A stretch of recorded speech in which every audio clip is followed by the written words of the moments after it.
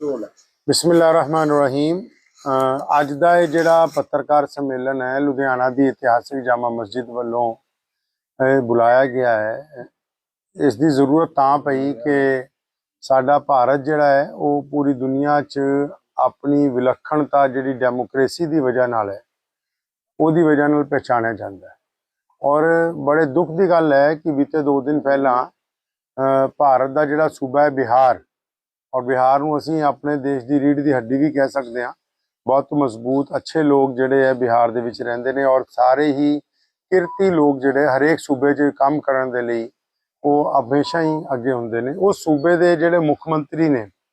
नीतीश कुमार जी, उन्होंने परसों एक प्रोग्राम के दौरान जिथे बच्चों नूं डिग्रियां वंडियां जा रही सीगियां, जद एक मुसलमान लड़की जिहड़ी कि डॉक्टर बनी सी वो अपनी डिग्री लैन दे लई ऑनर लैन दे लई सीएम साहब दे कोल पहुंचती है तो वो बड़ी ही मैं कहना कि गैर संविधानक हरकत करते हुए और अपनी उन्होंने जिहड़ा इमोशनस है, मतलब उन्होंने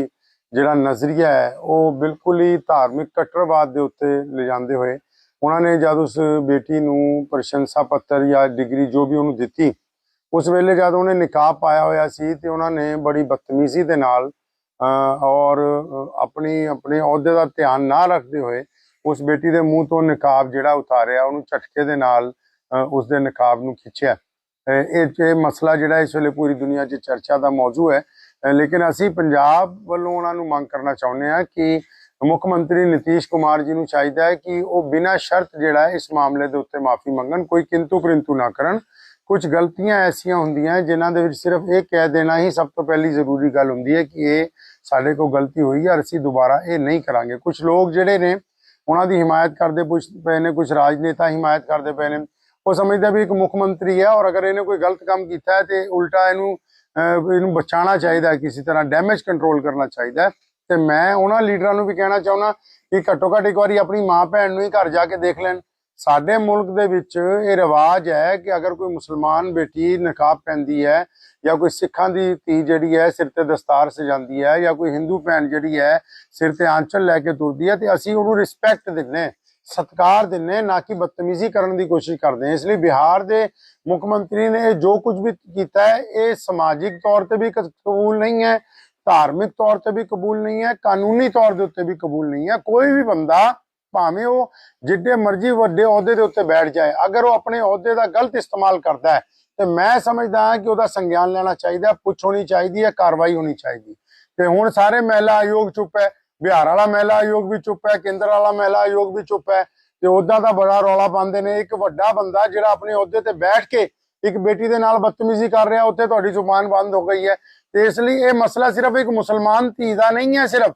ये पूरियां बेटियां का मसला है, भावें किसी भी धर्म के नाल संबंध रखदियां है। तो अज अगर इनू आपां नहीं टोकांगे, अगर आपां सारे मिलके आवाज नहीं चकांगे, कल नू कोई होर भी बंदा जिहड़ा किसी वड्डे अहुदे ते बैठा है वो किसी भी धी भैन की बेइज्जती कर सकता, कुछ भी कह सकता वो अपने। इसलिए सारे धार्मिक लोगों नू, राजनीतिक लोगों नू मैं अपील भी करदा कि उन्होंने इस मामले के उत्ते नीतीश कुमार के खिलाफ जिहड़ी है अपनी विरोधता दर्ज करनी चाहिए। नहीं, ऐसा है कि असी इस बारे दे विच एक मीटिंग बुला रहे हैं और असी पूरी कोशिश दे विच हाँ कि एक मुकदमा जिहड़ा है असी इस्तगासे दा वो लुधियाना की अदालत च बिहार के मुख मंत्री के खिलाफ इस मुद्दे नूं लैके जरूर देवांगे।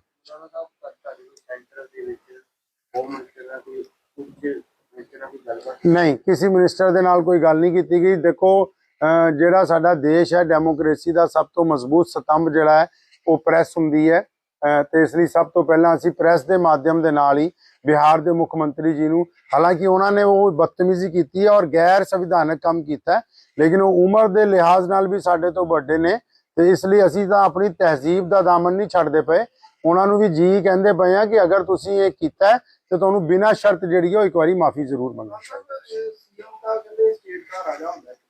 जी।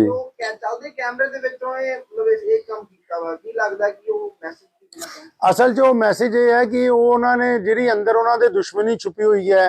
ਘੱਟ ਗਿਣਤੀਆਂ ਦੀ, ਕਿਉਂਕਿ ਉਹ ਤਾਂ ਬਿਹਾਰ 'ਚ ਇੱਕ ਪਾਸੇ ਰੌਲਾ ਪਾਉਂਦੇ ਆ ਕਿ ਮੈਂ ਮੁਸਲਮਾਨਾਂ ਦਾ ਵੀ ਹਿਤੈਸ਼ੀ ਹਾਂ ਜੀ, ਬਾਕੀ ਧਰਮਾਂ ਦਾ ਵੀ ਬੜਾ ਹਿਤੈਸ਼ੀ ਹਾਂ, ਲੇਕਿਨ ਉਹਨਾਂ ਦੇ ਦਿਲ ਦੇ ਵਿੱਚ ਜਿਹੜੀ ਨਫ਼ਰਤ ਛੁਪੀ ਹੋਈ ਹੈ ਉਹ ਇਸ ਕਿੱਸੇ ਨੇ ਜਿਹੜੀ ਆ ਖੋਲ ਕੇ ਸਾਹਮਣੇ ਲਿਆ ਦਿੱਤੀ ਹੈ। ਉਹਨਾਂ ਦੀ ਵਜ਼ਾਰਤ 'ਚ ਜਿਹੜਾ ਇੱਕ ਮੁਸਲਮਾਨ ਮੰਤਰੀ ਹੈ ਉਹਨੂੰ ਵੀ ਚਾਹੀਦਾ ਹੈ ਕਿ ਉਹਨੂੰ ਗੈਰਤ ਦਾ ਲਿਹਾਜ਼ ਕਰਦੇ ਹੋਏ ਇਹਨਾਂ ਦੀ ਕੈਬਨਿਟ ਤੋਂ ਇਸਤੀਫਾ ਦੇ ਦੇਣਾ ਚਾਹੀਦਾ।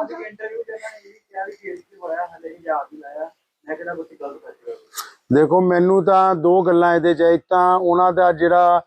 ਸਭਿਅਤਾ ਤੋਂ ਪਰੇ ਜਾ ਜਾਣਾ, ਦੂਸਰਾ ਉਮਰ ਦੇ ਲਿਹਾਜ਼ ਨਾਲ ਵੀ ਮੈਂ ਸਮਝਦਾ ਕਿ ਹੁਣ ਉਹ ਮੁੱਖ ਮੰਤਰੀ ਰਹਿਣ ਦੇ ਯੋਗ ਨਹੀਂ ਰਹੇ ਆ, ਉਮਰ ਕਾਫੀ ਜ਼ਿਆਦਾ ਹੋ ਗਈ ਹੈ ਔਰ ਸ਼ਾਇਦ ਇਹ ਅਹੁਦਾ ਉਹਨਾਂ ਕੋਲ ਸੰਭਲ ਨਹੀਂ ਰਿਹਾ, ਤਾਂ ਹੀ ਉਹ ਐਸੀਆਂ ਹਰਕਤਾਂ ਜਿਹੜੀਆਂ ਨਹੀਂ। ਸੈਂਟਰ ਸਰਕਾਰ ਕਿਉਂ, ਇਹ ਤਾਂ ਜਿਸ ਪਾਰਟੀ ਨੇ ਉਹਨਾਂ ਨੂੰ ਮੁੱਖ ਮੰਤਰੀ ਬਣਾਇਆ ਪਹਿਲਾਂ ਤਾਂ ਉਹਨਾਂ ਦੇ ਲੀਡਰਾਂ ਨੂੰ ਚਾਹੀਦਾ, ਉੱਥੇ ਦੇ ਜਿੰਨੇ ਲੋਕਲ ਮੁਸਲਮਾਨ MLA ਨੇ ਬਿਹਾਰ ਦੇ, ਉਹਨਾਂ ਨੂੰ ਚਾਹੀਦਾ ਕਿ ਮੁੱਖ ਮੰਤਰੀ ਕੋਲ ਜਾਣ, ਉਹਨਾਂ ਨੂੰ ਕਹਿਣ ਵੀ ਬਿਨਾਂ ਸ਼ਰਤ ਮਾਫੀ ਮੰਗੋ। ਦੇਖੋ, ਇਹ ਮਸਲਾ ਜਿਹੜਾ ਹੈ ਇਹ ਕੋਈ ਲੜਾਈ ਦਾ ਮਸਲਾ ਨਹੀਂ ਹੈ, ਇਹ सम्मान ਦਾ ਮਸਲਾ ਹੈ ਬੇਟੀਆਂ ਦੇ। ਇਹ ਕੋਈ ਐਸਾ ਮਸਲਾ ਨਹੀਂ ਹੈ ਕਿ ਵੀ ਇਸ ਮਸਲੇ ਨੂੰ ਲੈ ਕੇ ਆਪਾਂ ਕਹੀਏ ਜੀ ਬਹੁਤ ਉਗਰ ਪ੍ਰਦਰਸ਼ਨ ਹੋਣੇ ਚਾਹੀਦੇ, ਨਹੀਂ, ਇਹ ਆਤਮ सम्मान ਦਾ ਮਸਲਾ ਹੈ। ਇਹਦੇ ਵਿੱਚ ਹਰੇਕ ਬੰਦੇ ਨੂੰ ਆਪਣੀ ਵਿਰੋਧਤਾ ਦਰਜ ਕਰਾਉਣੀ ਚਾਹੀਦੀ ਹੈ, ਮੁੱਖ ਮੰਤਰੀ ਨੀਤੀਸ਼ ਕੁਮਾਰ ਨੂੰ ਮਾਫੀ ਮੰਗਣੀ ਚਾਹੀਦੀ ਹੈ ਔਰ ਉਸ ਬੇਟੀ ਨੂੰ ਵਾਪਸ ਬਿਹਾਰ ਬੁਲਾ ਕੇ ਉਹਦੇ ਅਹੁਦੇ ਦੇ ਉੱਤੇ ਜਿਹੜਾ ਉਹਨੂੰ ਜੁਆਇਨ ਕਰਾਉਣਾ। बीजेपी सरकार है, PM मोदी, नरेंद्र मोदी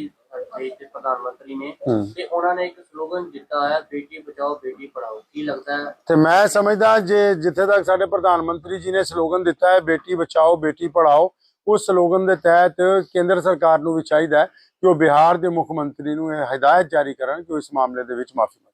बेटी के साथ आपकी बातचीत हुई है क्या? कुछ ਨਹੀਂ, ਬੇਟੀ ਦੇ ਨਾਲ ਜਿਹੜਾ ਵੀ ਉਹਨਾਂ ਦੀਆਂ ਖਬਰਾਂ ਸੋਸ਼ਲ ਮੀਡੀਆ ਤੇ ਹੈ ਜਾਂ ਅੱਜ ਪੰਜਾਬ ਕੇਸਰੀ ਦੇ ਫਰੰਟ ਪੇਜ ਤੇ ਉਹਦਾ ਬਿਆਨ ਛਪਿਆ ਹੈ ਕਿ ਮੈਂ ਬਿਹਾਰ ਛੱਡ ਕੇ ਜਾ ਰਹੀ ਹਾਂ, ਇਹ ਬੜੀ ਸ਼ਰਮ ਦੀ ਗੱਲ ਹੈ ਕਿ ਅਗਰ ਇੱਕ ਬੇਟੀ ਨੂੰ ਇੱਕ ਮੁੱਖ ਮੰਤਰੀ ਦੀ ਹਰਕਤ ਦੀ ਵਜ੍ਹਾ ਨਾਲ, ਔਰ ਅਗਰ ਆਪਾਂ ਆਪਣੇ ਘਰ ਦੇ ਉੱਤੇ ਲਾ ਕੇ ਦੇਖੀਏ ਤੇ ਕਿਸੇ ਵੀ ਬੇਟੀ ਦਾ ਜਾਂ ਬੱਚੇ ਦੇ ਨਾਲ ਇਸ ਤਰ੍ਹਾਂ ਦਾ ਵਿਵਹਾਰ ਪਬਲਿਕ ਦੇ ਵਿੱਚ ਕਰਨ ਦਾ ਮਤਲਬ ਇਹ ਹੁੰਦਾ ਹੈ ਕਿ ਅਸੀਂ ਉਹ ਦਿਮਾਗੀ ਤੌਰ ਤੇ ਉਹਦੇ ਜਿਹੜਾ ਸੋਸ਼ਲ ਤੌਰ ਤੇ ਉਹਨੂੰ ਅਸੀਂ ਡੈਮੇਜ ਕਰਦੇ ਪਏ ਹਾਂ, ਉਹਦੀ ਜ਼ਿੰਦਗੀ ਨੂੰ ਖਰਾਬ ਕਰਦੇ ਪਏ ਹਾਂ। ਕਿਤੇ ਨਾ ਕਿਤੇ ਇਹਦਾ ਅਸਰ ਪੂਰੇ ਜੀਵਨ ਦੇ ਉੱਤੇ ਹੁੰਦਾ ਹੈ। ਇਸ ਲਈ ਉੱਥੇ ਦੀ ਜਿਹੜੀ ਕੈਬਨਿਟ ਹੈ, ਉੱਥੇ ਦੇ ਜਿਹੜੇ ਮੁੱਖ ਮੰਤਰੀ ਹੈ, ਪਹਿਲਾਂ ਉਸ ਬੇਟੀ ਦੇ ਘਰ ਜਾਣ, ਉਹਦੇ ਤੋਂ ਮਾਫੀ ਮੰਗਣ ਤਾਂ ਕਿ ਇਹ ਮਸਲਾ ਜਿਹੜਾ ਹੈ ਬਿਲਕੁਲ ਉੱਥੇ ਦੇ ਜਿਹੜੇ ਇਮਾਮ ਹੈ ਉਹ ਮਿਲਣ ਲਈ ਜਾਣਗੇ। ਪੰਜਾਬ ਤੋਂ ਤਾਂ ਕੋਈ ਵਫਦ ਨਹੀਂ ਜਾਏਗਾ ਕਿਉਂਕਿ ਬਿਹਾਰ 'ਚ ਇਮਾਰਤ ਸ਼ਰੀਆ ਦਾ ਦਫ਼ਤਰ ਹੈ ਔਰ ਉੱਥੇ ਬੜੇ ਸਾਡੇ ਇਮਾਮ ਜਿਹੜੇ ਆ ਪਹਿਲਾਂ ਤੋਂ ਸੇਵਾ ਕਰਦੇ ਆ ਰਹੇ ਨੇ, ਇਸ ਲਈ ਉਹ ਸਾਰੇ ਇਸ ਦੇ ਨਾਲ ਜਿਹੜਾ ਸੰਪਰਕ ਪਛਤਾਵਾ ਤਾਂ ਦੇਖੋ, ਪਛਤਾਵਾ ਤਾਂ ਹੋਣਾ ਚਾਹੀਦਾ। ਇਸ ਤੋਂ ਪਹਿਲਾਂ ਵੀ ਉਹ ਕਈ ਹਰਕਤਾਂ ਐਸੀਆਂ ਕਰ ਚੁੱਕਿਆ ਪਿਛਲੇ 1 ਸਾਲ ਦੇ ਵਿੱਚ ਕਿ ਚਾਹੀਦਾ ਹੈ ਕਿਤੇ ਨਾ ਕਿਤੇ ਸਰਕਾਰ ਨੂੰ ਕਿ ਮੁੱਖ ਮੰਤਰੀ ਕੋਈ ਸੂਝਵਾਨ ਬੰਦੇ ਨੂੰ, ਹੋ ਸਕਦਾ ਹੈ ਕਿ ਉਹਨਾਂ ਨੇ ਆਪਣੇ ਸਮੇਂ ਬੜੀਆਂ ਸੇਵਾਵਾਂ ਦਿੱਤੀਆਂ ਹੋਣ, ਲੇਕਿਨ ਉਮਰ ਦਾ ਤਕਾਜ਼ਾ ਸ਼ਾਇਦ ਹੁਣ ਉਹਨਾਂ ਕੋਲ ਤਖਤ ਜਿਹੜਾ ਉਹ ਸੰਭਲ ਨਹੀਂ ਰਿਹਾ, ਕਿਉਂਕਿ ਜਿਹੜਾ ਮੁੱਖ ਮੰਤਰੀ ਹੁੰਦਾ ਹੈ ਉਹ ਰਾਜਾ ਹੁੰਦਾ ਹੈ ਸੂਬੇ ਦਾ, ਤੇ ਰਾਜਾ ਜਿਹੜਾ ਅਸਲ ਦੇ ਵਿੱਚ ਰਾਜਾ ਨਹੀਂ ਹੁੰਦਾ, ਉਹ ਇੱਕ ਬਾਪ ਦੀ ਤਰ੍ਹਾਂ ਹੁੰਦਾ ਹੈ ਆਪਣੇ ਸੂਬੇ ਦੇ ਲਈ, ਔਰ ਇੱਕ ਪਿਓ ਜਿਹੜਾ ਆਪਣੇ ਸਾਰੇ ਧੀਆਂ ਪੁੱਤਾਂ ਨੂੰ, ਸਾਰੇ ਬੱਚਿਆਂ ਨੂੰ, ਬੜਿਆਂ ਨੂੰ, ਛੋਟਿਆਂ ਨੂੰ, ਸਭ ਨੂੰ ਪਿਆਰ ਕਰਦਾ, ਸਾਰਿਆਂ ਨੂੰ ਆਪਣੀ ਬੁੱਕਲ 'ਚ ਲੈ ਕੇ ਚੱਲਦਾ। ਤੇ ਫਿਰ ਇਹ ਕਿਸ ਤਰ੍ਹਾਂ ਦਾ ਪਿਓ ਹੈ ਜਿਹੜਾ ਆਪਣੀ ਹੀ ਧੀ ਦੇ ਮੂੰਹ ਤੋਂ ਨਕਾਬ ਉਤਾਰ ਰਿਹਾ, ਤੇ ਕਿਤੇ ਨਾ ਕਿਤੇ ਇਸ ਵਾਰੀ ਉਹਨਾਂ ਨੂੰ ਉੱਥੇ ਵਿਚਾਰਨਾ ਚਾਹੀਦਾ।